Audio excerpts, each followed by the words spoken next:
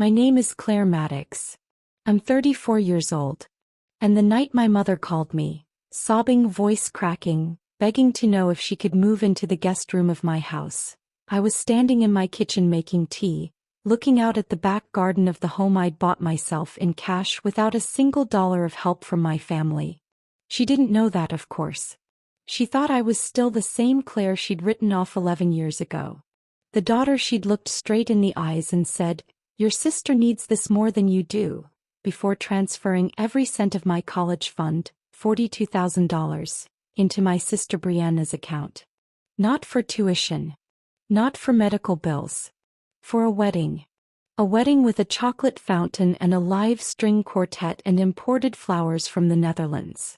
I was 18 years old. I had already been accepted to a university. And in one afternoon, without warning, without apology, my future was handed to someone else. Because my mother decided Brianna's happiness was worth more than mine. She didn't think I was watching when she made that call to the bank. But I was. She didn't think I'd remember the exact words she used when I confronted her. But I do. Every single one. "You're resilient, Claire. You'll figure it out. Brianna needs a beautiful start." That was it. No discussion. No plan. No alternative. Just figure it out. So I did. For 11 years I figured it out. I worked. I built. I became someone my 18-year-old self couldn't have imagined. Someone my mother, standing on my porch last February with 2 suitcases and nowhere else to go, definitely didn't see coming. But here's the thing about people who underestimate you your entire life. The moment they need something, they come back like none of it ever happened. Like the money was never stolen. Like you never had to rebuild from zero with your own 2 hands. Like begging is somehow easier than apologizing. My mother had called 3 times that week before I picked up.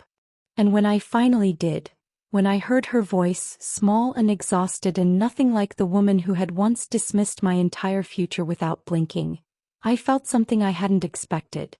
Not anger. Not satisfaction. Clarity. Because in that moment, I knew exactly what I was going to say to her. And I knew for the first time in my life that I had every single right to say it. Before I tell you what happened on that porch, please take a moment to like and subscribe, but only if this story speaks to you. Drop a comment and tell me where you're watching from. I'd love to know. Now, let me take you back to where this really began. But I'm going to stop right there. Because I need you to picture that porch. My mother. 2 suitcases. 11 years of silence dissolved into a single phone call. And me, standing in the doorway of a home she didn't know I owned, about to say something she never saw coming. I'll get there. I promise. But before I do, if this story is already sitting heavy in your chest, please take a second to hit that like button and subscribe. Only if it feels right. Only if you think this is worth hearing to the end. And drop a comment below. Tell me where in the world you're watching from and what time it is there. I read every single one. There's something about knowing someone in London or Los Angeles is sitting with this same story at the same moment. It matters to me more than I can explain. Now, to understand what my mother showing up really meant, you need to understand what our family actually looked like from the inside. The Maddox family lived in a 4-bedroom house on Clover Street in a quiet suburb of Cincinnati. Red brick, white shutters, a porch swing my mother repainted every spring. From the outside we looked exactly like what my mother wanted people to believe we were. Stable. Warm. The kind of family that sent Christmas cards and showed up to neighborhood barbecues with homemade potato salad. From the inside it was a different story entirely. My mother, Diane Maddox, ran the household the way a director runs a stage production. Everything was managed, curated, performed. She was a woman who cared enormously about appearances. What the neighbors thought, what the church ladies said, what story the family told to the outside world. She worked part-time at a dental office for years, mostly for the social access it gave her. She knew everyone. Everyone liked her.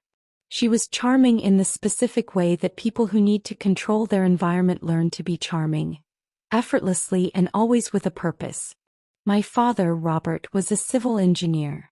Quiet, conflict-averse, the kind of man who dealt with tension by leaving the room. He loved us, I think, in the distant way that men of his generation were taught to love.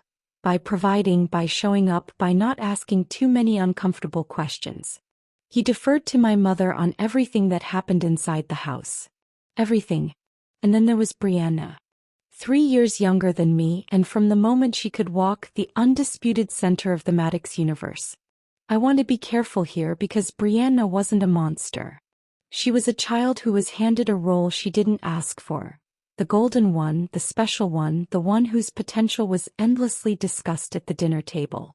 She was pretty in the way that made adults stop and comment. She cried easily, which my mother interpreted as sensitivity. She laughed loudly, which my mother interpreted as joy. Everything Brianna did was filtered through a lens of look how wonderful she is.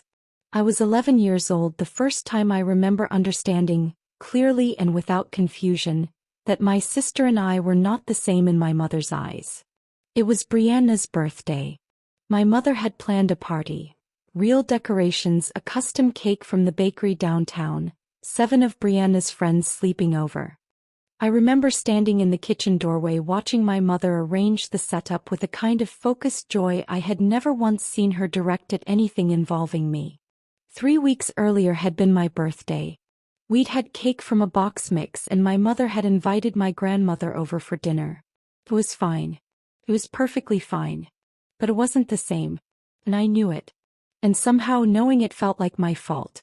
That's the insidious thing about growing up as the invisible child. You don't rage against it, not at first. You internalize it. You decide, quietly and without realizing you're deciding anything, that the difference in treatment must reflect a difference in worth. That Brianna gets more because Brianna is more. And you fold yourself smaller, make yourself quieter, ask for less, need less, become less. Because somewhere along the way you absorbed the lesson your family was teaching you without ever saying it out loud. You are not the priority. Adjust accordingly. I adjusted. For 18 years I adjusted. I got good grades without anyone making a fuss over them. Brianna got a B+ on a history paper and my mother called her teacher to discuss extra credit opportunities. I won a regional essay competition in 9th grade and my mother said, "That's wonderful, Claire," and went back to helping Brianna rehearse for the school play. I stopped showing her things I was proud of after that. By the time high school ended, I had built a quiet, self-sufficient life inside the larger life of our family. I studied hard. I worked a part-time job at a bookstore on weekends, not because I needed spending money, but because it gave me somewhere to be that wasn't home, somewhere I was valued for something concrete. I saved. I planned. I applied to 3 universities and got into all of them. I didn't tell anyone until the acceptance letters arrived. My mother's reaction when I showed her the letter from state was not what I'd imagined during all those months of quiet hoping. She looked at it for a moment, nodded slowly and said, "We'll need to talk about the finances." We talked about the finances. My parents had opened a college fund for me when I was born. $42,000, built up over 18 years of modest contributions. I knew about it. It had been mentioned occasionally over the years as evidence that my future was being taken care of. My father had set it up himself. It was mine. Or so I believed. What I didn't know, what nobody had thought to tell me, was that my mother had also promised Brianna a wedding. Not someday vaguely in the way parents make offhand promises. A real promise. A specific promise. The kind you make when your favorite daughter gets engaged at 20 and you want the celebration to be everything she deserves. Brianna had gotten engaged in March of my senior year to a man named Todd who sold insurance and laughed too loudly at his own jokes. My mother had been so overwhelmed with excitement that she'd apparently made a series of financial commitments before doing any actual arithmetic. By April she had run the numbers. By May she had made her decision.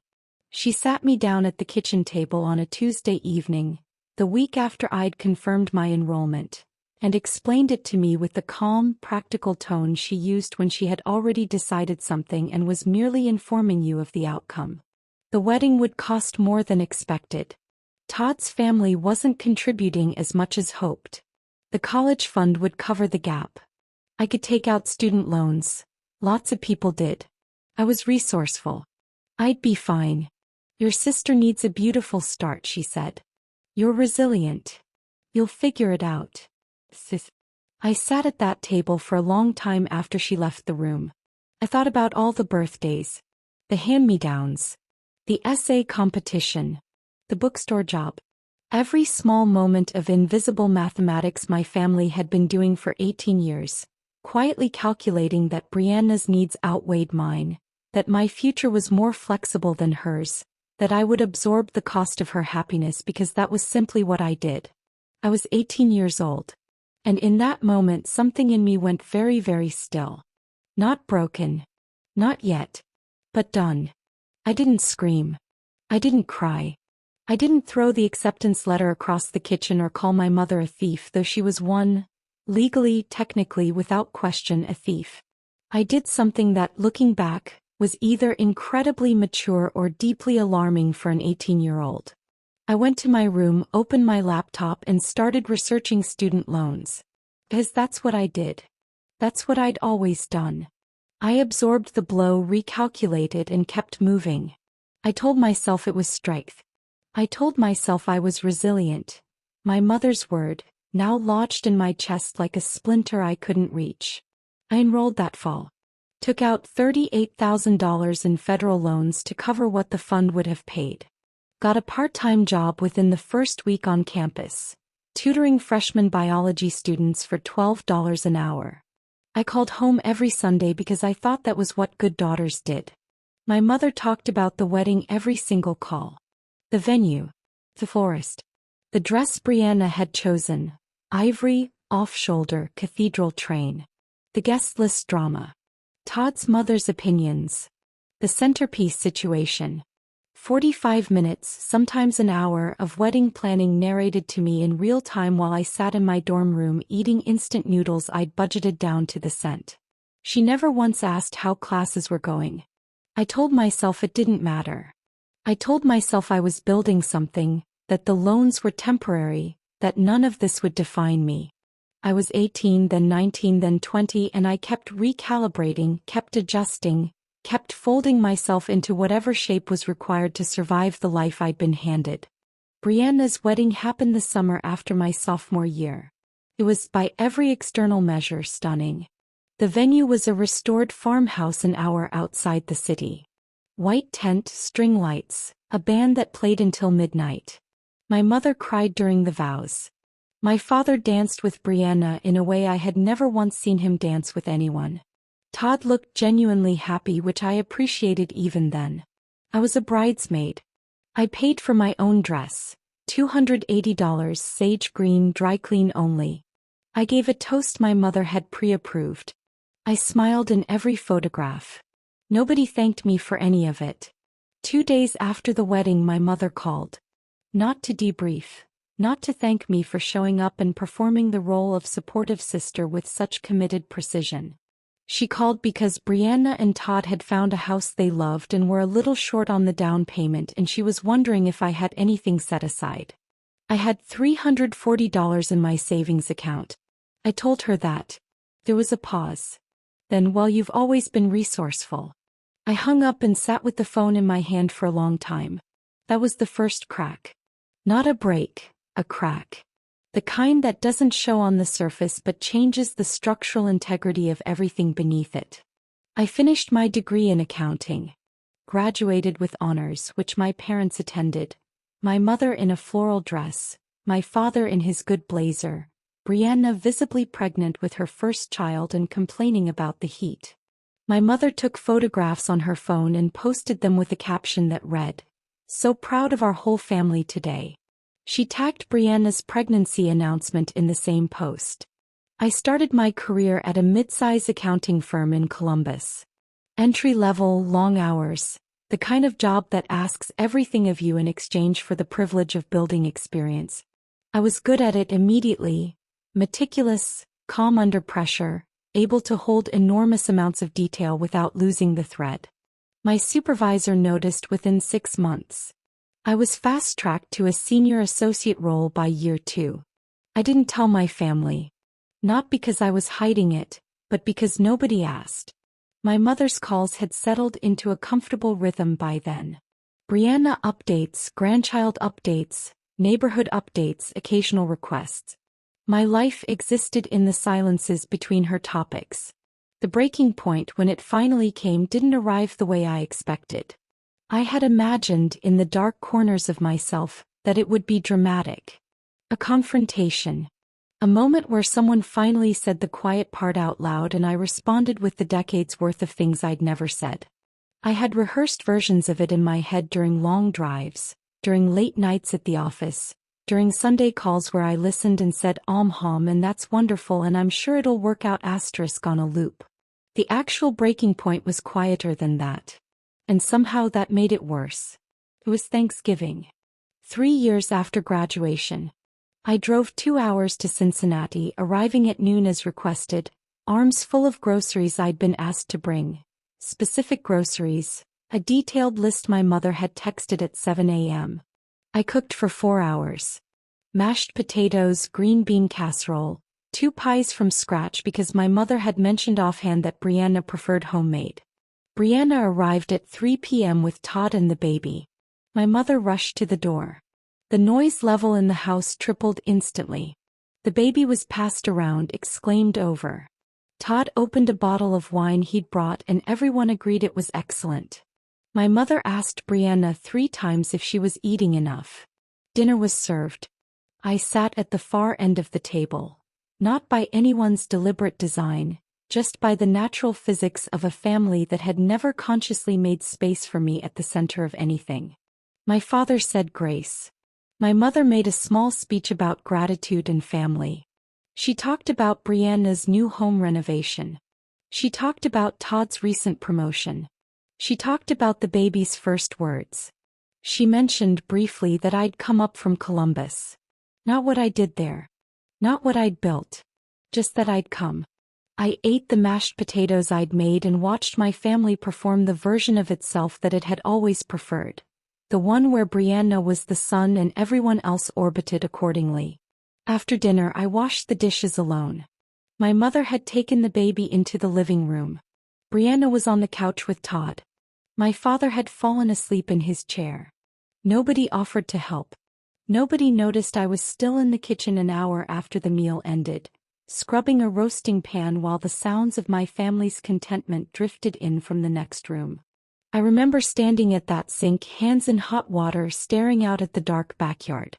And I remember thinking with a calm so complete it frightened me, I am done. Not angry. Not sad. Not even particularly wounded in that moment. Just finished. The way you are finished with something when you have finally, fully accepted that it will never be what you needed it to be. When the hoping stops. When the adjusting stops. When the resilience my mother had always cited as my greatest quality finally turns around and points itself in a different direction. I dried my hands on a dish towel that had been a Christmas gift from Brianna 2 years prior. It said home is where the heart is in embroidered letters. I folded it neatly on the counter. I got my coat. I said goodbye to my father, who startled awake and said, "Drive safe, kiddo." I told my mother I had an early morning. She nodded without looking up from the baby. I drove back to Columbus in the dark. And somewhere on that empty highway I made a decision that would change everything. The decision I made on that highway wasn't dramatic. There was no manifesto, no grand declaration, no phone call to anyone announcing that Claire Maddox was done being invisible. It was quieter than that. More cellular. Like a switch that had been flickering for years finally clicking into a fixed, permanent position. I was going to build something. For myself. By myself. And I was going to do it in complete silence. No announcements. No updates. No Sunday calls where I offered progress reports to a mother who would find a way to redirect the conversation back to Brianna within 4 minutes.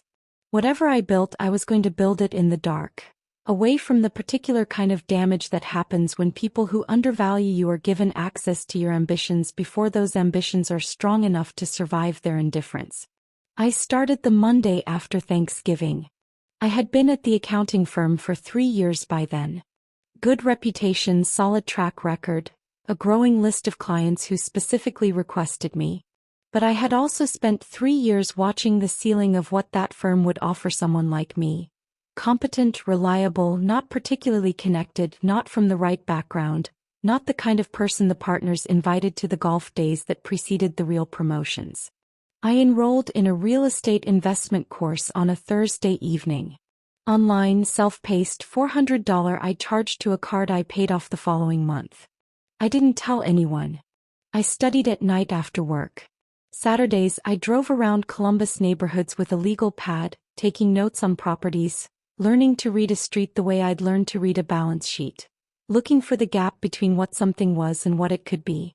I read everything I could find about small multifamily properties. Duplexes, triplexes. The kind of modest, unglamorous investments that don't make headlines but quietly, steadily build wealth for people willing to be patient.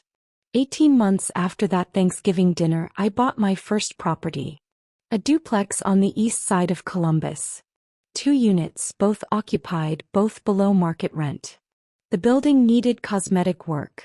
New paint, updated fixtures, landscaping that had been ignored for a decade. I paid $187,000. I put down $37,000, which was every dollar I had saved over 3 years of working, budgeting, and living in an apartment so small my kitchen table doubled as my desk. I did as much of the cosmetic work myself as I could. Spent weekends learning to tile, to caulk, to refinish hardwood floors with YouTube tutorials and a tolerance for getting things wrong the first time. What I couldn't do myself, I hired out carefully, getting 3 quotes for every job, learning the difference between contractors who were honest and contractors who weren't. Within 8 months, both units were re-leased at market rate. The property cash flowed $640 a month. It wasn't life-changing money. Not yet. But it was something my family had never given me. A foundation that was entirely, irreversibly mine. Nobody could transfer it. Nobody could decide someone else needed it more. It existed because I had built it dollar by dollar, Saturday by Saturday in complete and total silence. I kept working at the firm. I kept taking Sunday calls. I kept saying and that's wonderful while my mother narrated Brianna's life in real time. Brianna and Todd had bought a bigger house. Brianna was redecorating. Todd had gotten another promotion. The baby, now a toddler, had said something hilarious that my mother recounted in full detail. Not once did my mother ask about my apartment, my work, my life. I bought my second property 14 months after the first. A triplex this time, slightly larger, slightly more complex. I knew what I was doing by then. The anxiety that had accompanied the first purchase. The 2 a.m. spirals, the second guessing, the fear that I was one bad month away from losing everything, had settled into something more like competence. I understood the numbers. I trusted my own analysis. By year 3 of what I privately called the silent grind, I owned 4 properties generating a combined $3,100 a month in passive income. I had paid off my student loans in full.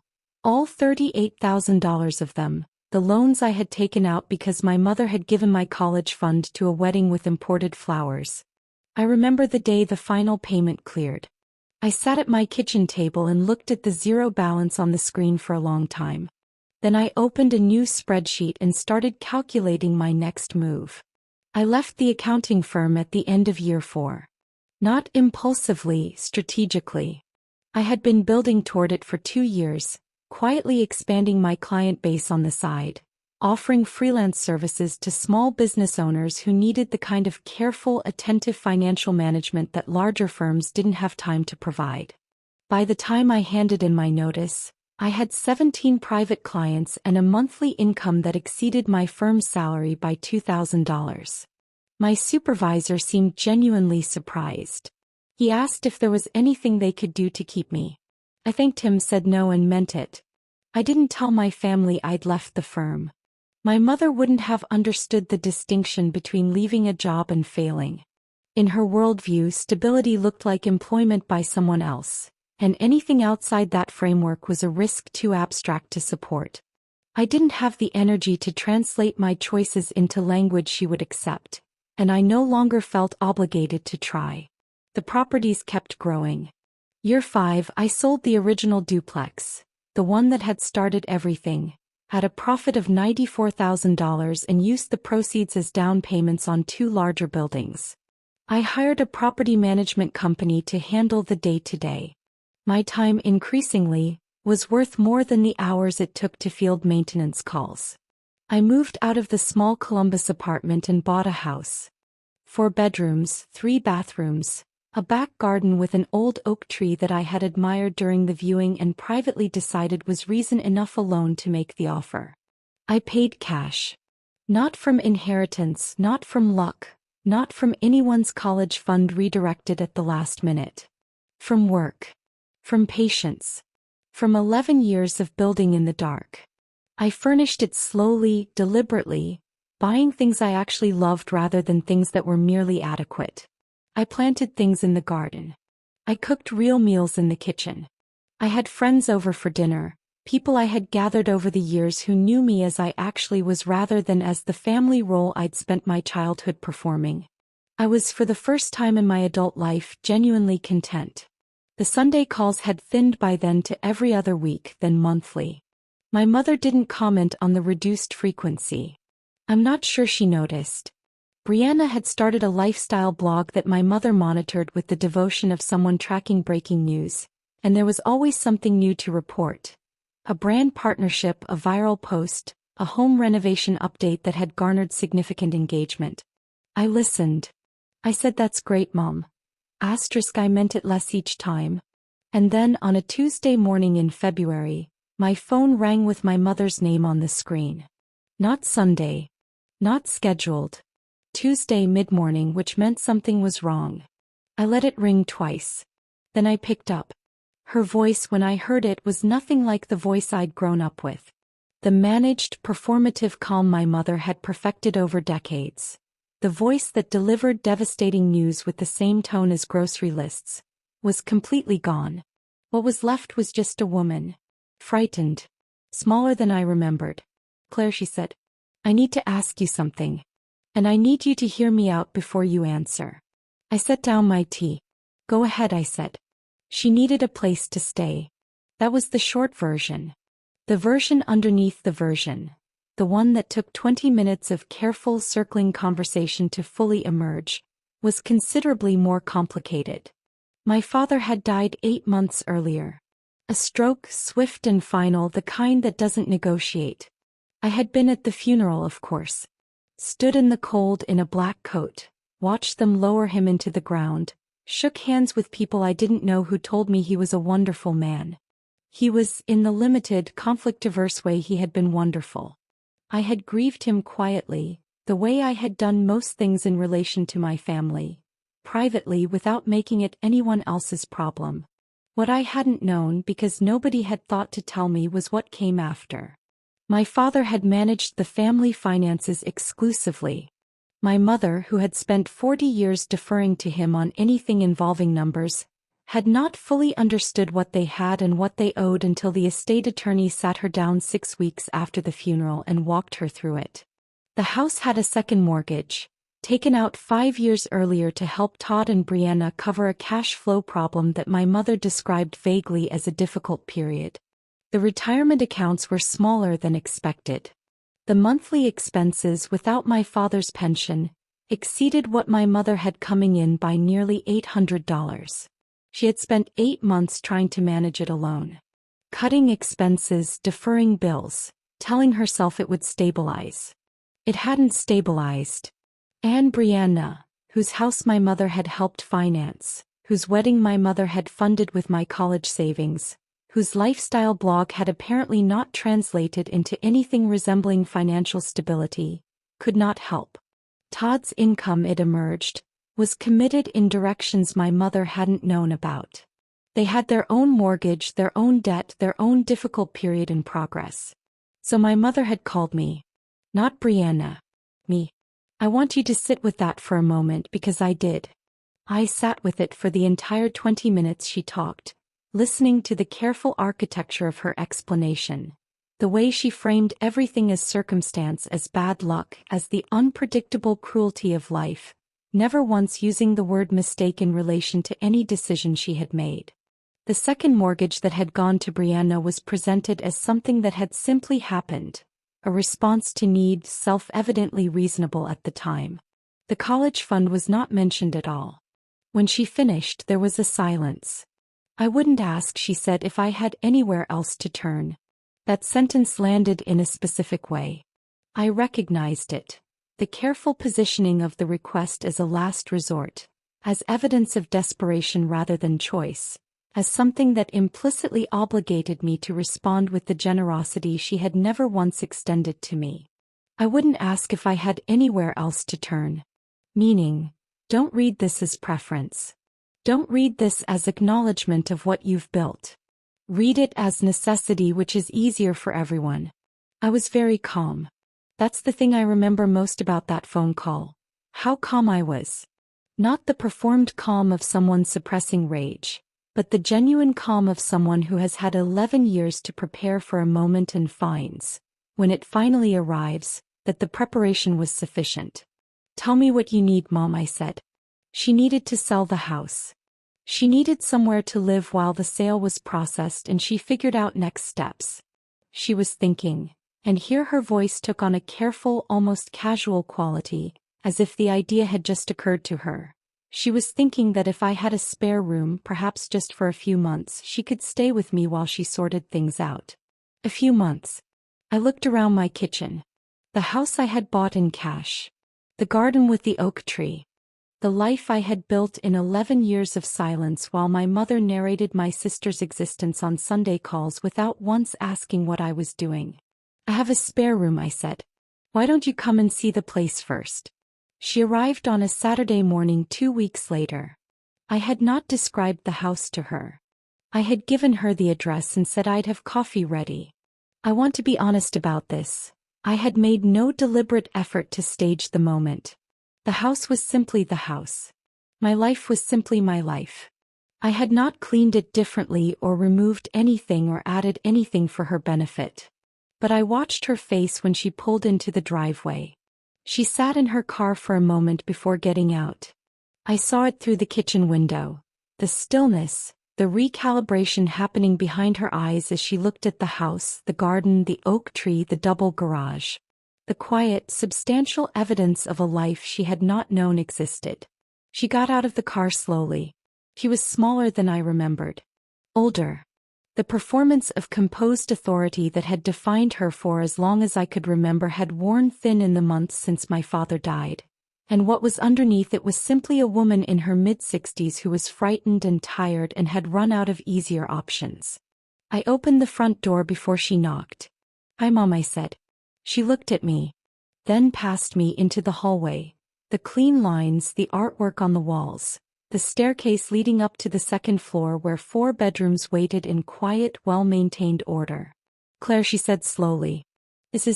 How long have you lived here?" 3 years, I said. "Come in." I gave her the tour. I didn't editorialize. I didn't point out square footage or mention what I'd paid or contextualize anything in terms of what she had or hadn't given me. I simply showed her the house the way you show anyone your home. Matter-of-factly, with appropriate pride but without performance. The kitchen. The living room with the bay window. The back garden where the oak tree stood in its permanent, unhurried way. The study I used for client work. The master bedroom. And then the guest room, large, south-facing, freshly painted, with a view of the garden and a bathroom attached. My mother stood in the doorway of the guest room for a long moment. I watched her doing the arithmetic. The same arithmetic she had done when I was 18, sitting me down at the kitchen table to explain that my future was less important than my sister's happiness. Only now the numbers looked different. Now the numbers told a story she hadn't written and couldn't entirely account for. She turned to look at me. "I didn't know," she said quietly. "I know you didn't," I said. We went back to the kitchen. I poured the coffee. We sat across from each other at the table I had chosen myself, in the house I had bought myself, and for the first time in my adult life my mother looked at me, Not through me, not past me, not in the direction of whatever I was adjacent to, but directly at me. How did you do all this? She asked. It was a simple question. The kind that sounds like admiration but contains, underneath it, the weight of everything that had never been asked before. All the Sunday calls. All the years. All the silence I had built inside. I wrapped both hands around my coffee cup. You told me I was resilient, I said. Asterisk, you were right. She flinched. Just slightly. Just enough. And I knew in that moment that we had finally arrived at the real conversation. The one that had been waiting 11 years to happen. We sat in that kitchen for a long time. The coffee went lukewarm. The oak tree in the garden moved slightly in the wind outside the window. My mother held her cup with both hands the way I was holding mine, and for a while neither of us said anything, which was its own kind of extraordinary, because my mother had never in my memory been comfortable with silence. She filled it always. With plans, with updates, with the ongoing narration of a family life she curated and controlled. Silence meant something was unmanaged. Silence meant the performance had paused. This silence was different. This one had weight. She broke it first. I want to explain, she said. About the college fund. I looked at her. She had clearly prepared something. I could see it in the way she drew a small breath before starting. The structure of a speech rehearsed in the car, possibly for 2 weeks. He talked about the timing. How Brianna's engagement had been so sudden, how the wedding costs had escalated beyond what she and my father had anticipated, how Todd's family had pulled back their contribution at the last minute, how she had panicked and made a decision under pressure that she hadn't fully thought through. She said she had always intended to replace it. That she and my father had talked about it. That somehow in the way of things, it had never happened. He said she was sorry. The words came out carefully, with the particular delivery of someone who is sorry but also monitoring your reaction in real time to calibrate how sorry they need to continue being. I let her finish. Then I said, I want to show you something. I went to my study. I came back with a folder. Not theatrical, not prepared for this moment specifically, just a working document I kept updated out of habit. A financial summary. Properties owned, current valuations, monthly income, net worth as of the last quarter. I set it on the table in front of her. She looked at it without touching it for a moment. Then she picked it up. I watched her read. I watched her eyes move down the first page, then stop. Move back up. Then continue. The color in her face changed in a way that was subtle but unmistakable. Not embarrassment exactly, not shame exactly, but the specific expression of someone recalibrating a story they have been telling themselves for a long time. This is all yours, she said. Yes. All of it. All of it. She set the folder down slowly. Claire, this is... I started the year after I paid off my student loans, I said. The ones I took out because the college fund was gone. I used every dollar I had saved from 3 years of working to buy the first property. I did a lot of the renovation work myself on weekends. I reinvested everything for the first 4 years. I didn't take a vacation. I didn't buy anything I didn't need. I just built. She was quiet. I want you to understand something, I said. Not to make you feel bad. I genuinely mean that. But I need you to understand it clearly because I think for a long time you believed that what you did, giving away my college fund, didn't really cost me anything. That I was resilient enough to absorb it without consequence. And I need you to know that it cost me everything. Every dollar in that folder started from zero because you decided Brianna's wedding mattered more than my education. And I built it anyway. But it was harder than it needed to be. And it was lonelier than it needed to be. And you didn't know because you never asked. My mother's eyes were wet. She didn't look away. I'll give her that, she didn't look away. I didn't ask, she repeated. Quietly. Like she was hearing it for the first time, though I suspected some part of her had always known. No, I said. You didn't. We sat with that for a moment. Then I told her about the Sunday calls. Not as an accusation, as an accounting. 45 minutes of wedding planning while I ate instant noodles in a dorm room. The Thanksgiving where I cooked for 4 hours and my mother's toast didn't mention what I did or who I was. The call 2 days after Brianna's wedding asking if I had money set aside. The years of updates about Brianna's blog, Brianna's house, Brianna's child, Brianna's renovation. While I was quietly building something that would have made the whole conversation unnecessary if anyone had thought to ask. I didn't raise my voice. I didn't cry. I spoke the way I analyzed a balance sheet. Clearly, specifically, without embellishment, letting the numbers tell the story. My mother listened to all of it. When I finished, she said, "I thought you were fine." "I know," I said. "That's the thing about deciding someone is resilient. It lets you stop checking." She wiped her eyes with the back of her hand. Outside, a cloud moved and the garden filled briefly with light. The oak tree stood there the way it always did, patient, indifferent to the drama of the people inside the house looking out at it. "What I'm about to say, asterisk," I told her, asterisk, "I need you to hear as clearly as everything else I've said." She nodded. "You can stay here. The guest room is yours for as long as you need it while you sort out the house sale and figure out your next steps. I'm not doing that because I've forgotten what happened, or because I've decided it doesn't matter, or because being your daughter means I owe you unconditional support regardless of how you treated me. I'm doing it because I have the room and the means, and because leaving you without options is not something I'm able to do and still be the person I want to be." She opened her mouth. I held up one hand, gently, not harshly. "I'm not finished." She closed her mouth. "There are conditions. Not punishments, conditions. We are going to have honest conversations. About what happened. About what our relationship has been and what I need it to be going forward. You are not going to treat this house the way you treated our family dynamic, where one person's needs are centered and another person's are invisible. If Brianna needs something, that is Brianna's problem to solve, not mine. I am not a resource to be directed toward other people's gaps. I am a person. And living in my home means acknowledging that clearly and consistently."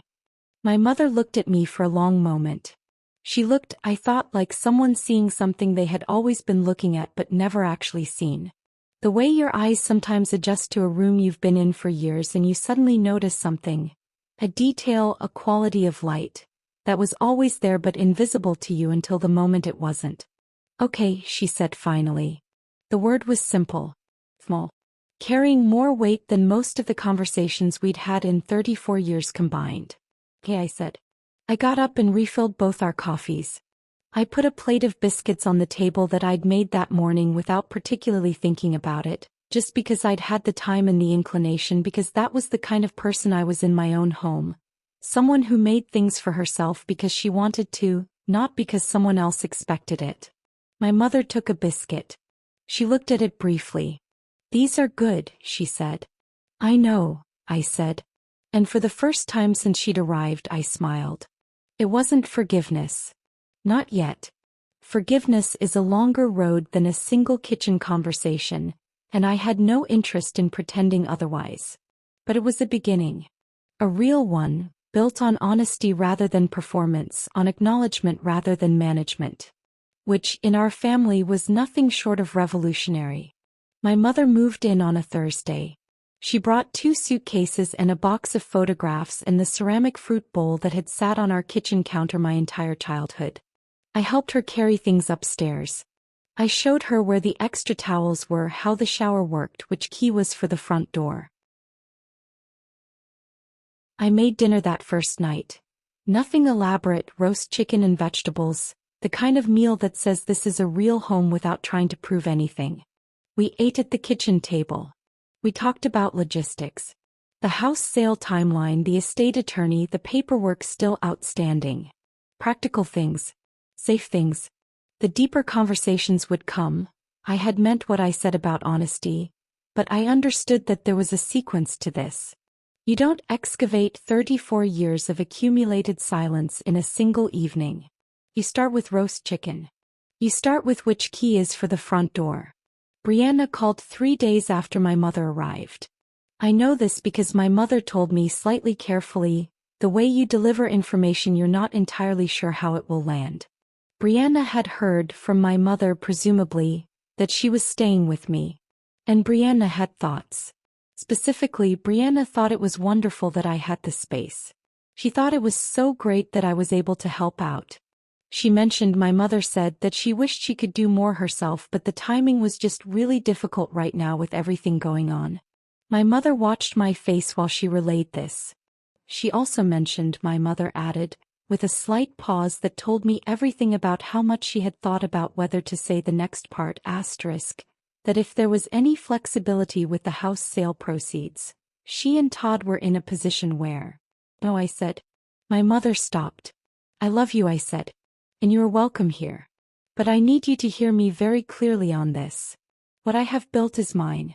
It is not a family resource. It is not a buffer for other people's financial decisions.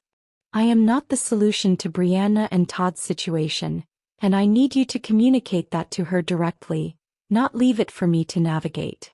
My mother nodded slowly. I'll tell her. Thank you. It was the first boundary I had ever set out loud in my family's presence.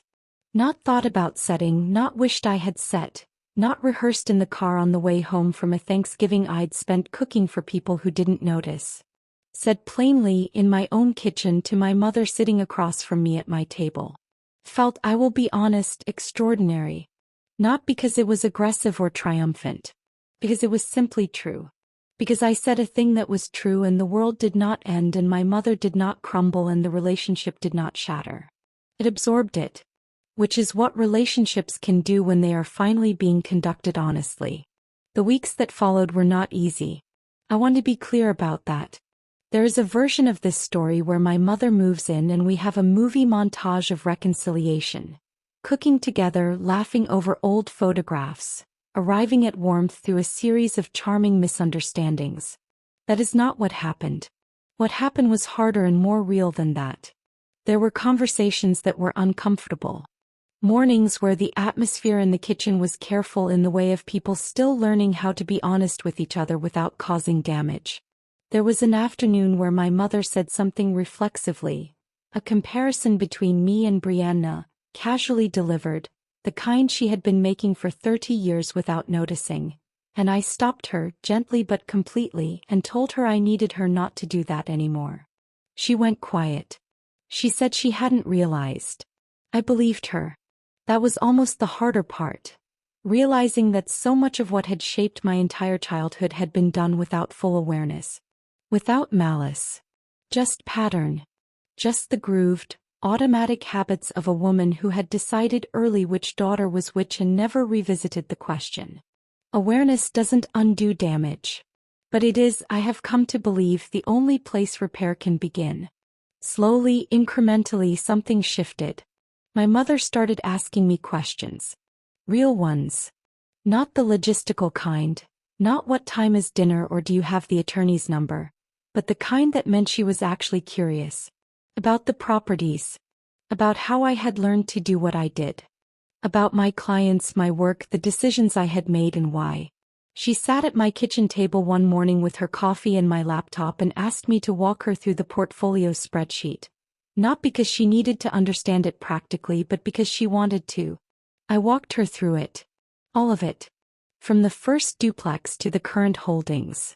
The logic behind each decision, the mistakes I'd made, the things I'd learned. She listened the way she had never listened to me when I was younger, without waiting for her turn to speak, without redirecting toward something more relevant to her, without the subtle impatience of someone whose attention was always promised elsewhere. When I finished, she sat quietly for a moment. I underestimated you, she said. For a long time. I think I told myself you were fine because it was easier than asking whether you actually were. And I'm sorry for that, Claire. Not the managed kind of sorry. Sorry. I looked at her. I know, I said. I believe you. And I did. That was the thing, I actually did. The house sold 8 weeks after she arrived. My mother sat with the numbers, understood them clearly for the first time and made a plan. There was enough, after the second mortgage was settled, to put a deposit on a small apartment 20 minutes away. Modest, manageable, hers. She found it herself. She signed the lease herself. She came home the day she signed it and made dinner, moving around my kitchen carefully, asking where things were, making something simple and good. And we ate together and she told me about the apartment and I listened. She moved out on a Saturday morning 6 weeks later. I helped her carry the suitcases back down. The ceramic fruit bowl went with her back into whatever kitchen she was building next. She stood in my driveway and looked at me for a moment. "Thank you," she said. "Not just for the room. For all of it." I nodded. "Call me Sunday," I said. "Like normal." She smiled. Something genuine in it. Something I didn't recognize from my childhood but was glad to see now. He drove away. I stood in the driveway for a moment in the quiet. The oak tree was visible above the roofline, branches against the sky, doing what it always did. I went inside. I made tea. I stood in my kitchen in my house that I had built from nothing, in the life I had chosen on a dark highway 11 years ago, and I felt something I want to try to describe accurately because I think it matters. Not victory. Not vindication.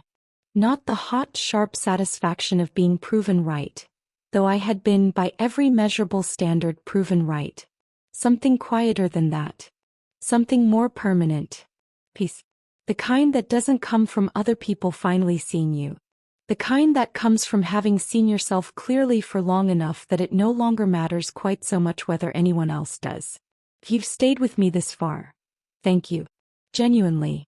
I want to ask you something before you go. Have you ever been told you were resilient as a substitute for being cared for?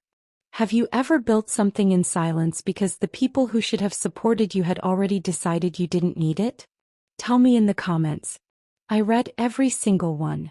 And if this story meant something to you, if any part of Claire's story felt like your own, please share it.